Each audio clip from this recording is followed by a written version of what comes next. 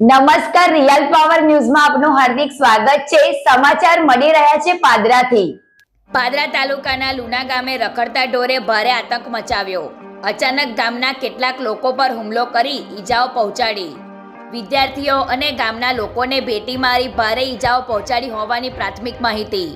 તમામને પાદરા સામૂહિક આરોગ્ય કેન્દ્રમાં પ્રાથમિક સારવાર બાદ વડોદરાની એસએસજી હોસ્પિટલ ખાતે ખસેડાયા।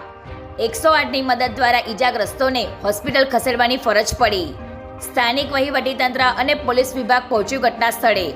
ઢોરને ગામ લોકોએ દોરડાથી બાંધી લોકોને સુરક્ષિત કર્યા।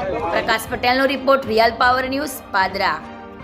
લુના ગામમાં 6-7 મહિનાથી બે રખડતા ઢોર હતા અને 2-3 દિવસથી એમને હડકવા ઉપડ્યો છે। એટલે કાલે રાત્રે બે જણને માર્યા છે અને સવારમાં એક જણને માર્યો છે અને અત્યારે તો 2 જણને માર્યા છે। એમને ગંભીર ઈજાઓ 2-3 જણને થઈ છે। એ લોકોને 108માં પાદરા મોકલ્યા છે કે બરોડા ગયા છે એ લોકો, અને અત્યારે એક ગાય પકડાઈ ગઈ છે અને એક ગાય ભાગી ગઈ છે। જે ભોગ બનનાર છે એમાં કેટલા લોકો છે, કેવા લોકો? એક 6ઠ્ઠા ધોરણમાં ભણતી બાળકી છે અને એક 70 વર્ષના કાકા છે। એક મિત્ર જ છે અમારો, 35 વર્ષનો છે એ છોકરો, અને એક સિક્યુરિટી છે, 48 વર્ષની ઉંમર છે એમની। શું ઈજાઓમાં શું? એ સિક્યુરિટી ગાર્ડને વાગ્યું છે, માથું ફાટી ગયું છે, અને જે આસિફ કરીને છોકરો છે અને પાછળના ભાગમાં બેક ભાગમાં વાગ્યું છે।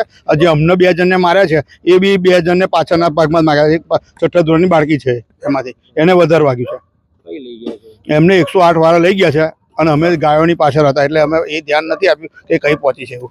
કોણ કોણ આવ્યું છે વહીવટીતંત્રમાં? વહીવટીતંત્રમાંથી મામલતદાર સાહેબ આવ્યા છે, પોલીસ સ્ટેશનનો સ્ટાફ આવ્યો છે, દવાખાનાના ડોક્ટરો જે મામલતદાર સાહેબે જાણ કરી એ બધા આવી ગયા છે। અત્યારે શું કાર્યવાહી? અત્યારે એક ગાયને પકડીને બોધ દીધેલી છે જે તે સ્થિતિમાં એને, અને એક ગાય ભાગી છે, એને પકડવાની તૈયારી કરી રહ્યા છે। ગુજરાતી સમાચારો ઘરે બેઠા નિહાળવા માટે રિયલ પાવર ન્યૂઝ ચેનલને લાઈક કરો, શેર કરો અને સબસ્ક્રાઇબ કરો।